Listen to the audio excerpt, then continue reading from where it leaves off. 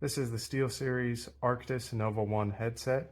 In the box, you get the headset itself, cable that's around 50 inches long, and then an extension slash splitter cable that's around 60 inches long.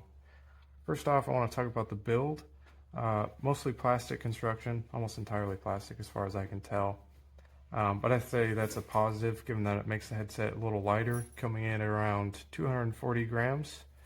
Overall, the build quality seems very nice. You can see you got good adjustment here in the ear cups, mobility wise. Got adjustment here in the arms. Just gonna got quite a bit of resistance there, so it just holds wherever you stop.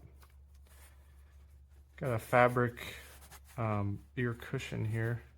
It's nice, soft material. Doesn't seem to catch hair or anything like that. So it's nice. It seems cooler than kind of that faux leather that a lot of headphones have. Up here you have like this suspension strap that's got some elasticity to it and some adjustment there as well. And as you can see, they do lay completely flat, which is a nice feature. On the left ear cup, you have the microphone, which stows away and is adjustable.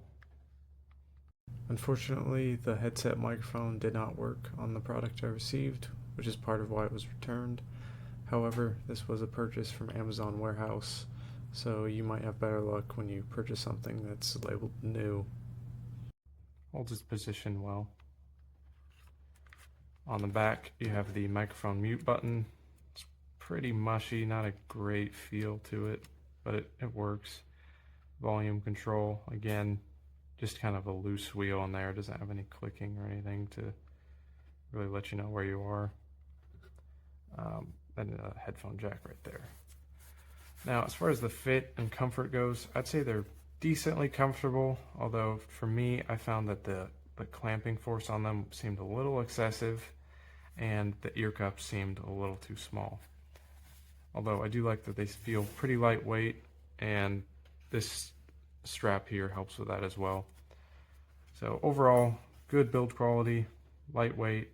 Main complaint being clamping force, a little too much for my preference, but even more important than that, the ear cups seem too small for me. It's around 4 inches on the height from the outside, and on the inside, which is more important obviously, it's around 2¼ inches tall, and on the outside around 3½ inches wide, on the inside around 1¾ inch wide. And while my ear does fit in here, essentially my entire ear is touching around, and to me that's just not ideal. It makes the headphones feel hotter, and also while the depth on these and the is probably just over 3/4 inch, with the clamping force that these headphones have, I think it gets compressed enough to where my ears just barely start to touch these, which again is not ideal for comfort. Moving on to sound. The sound it's pretty good. It's decent. It didn't blow me away. I was sort of expecting more based on how positive the reviews were. I wouldn't say if there's anything technically wrong with the sound. I mean, it's good all around, but to me it made things sound kind of artificial and just kind of flat and uninteresting. So they sound pretty good, but I think it's going to come down to personal preference, which is why I can't fully recommend these. I think they're worth a try at the price point. If you're looking for a decent headset for around 50 or under, I got these for 30 because they were from Amazon warehouse, but even then I'm still a little disappointed with the quality of the sound, and just that it just made this music sound uninteresting, and I don't know. I could see some people really liking these headsets, and I think that's why I just have to say, if you're looking for a headset in this price range, I'd say the build quality and comfort is decent enough to where it's worth a try, and you just try them and see if you like the sound profile they have. And then if you have bigger ears,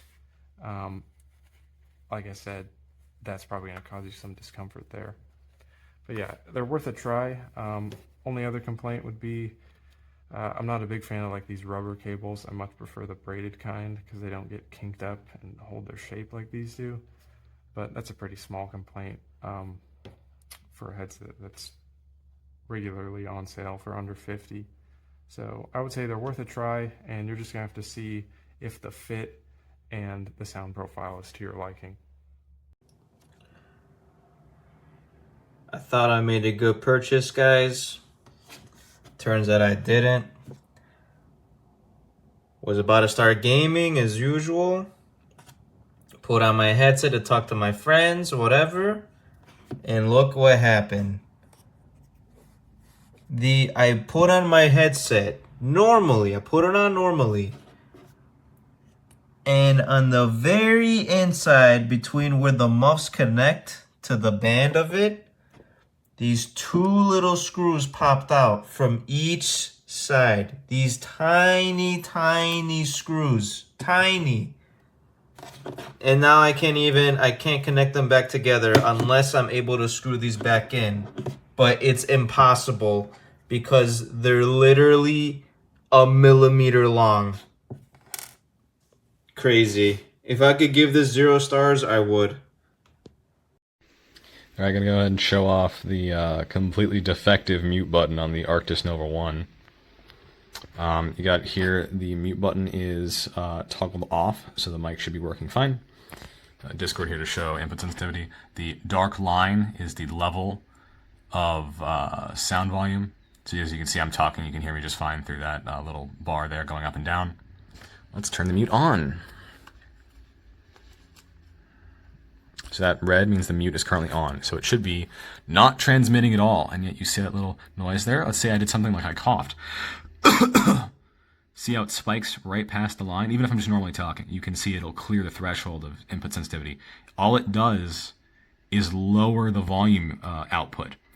It should fully mute the thing. This is a baffling design decision. Absolutely insane.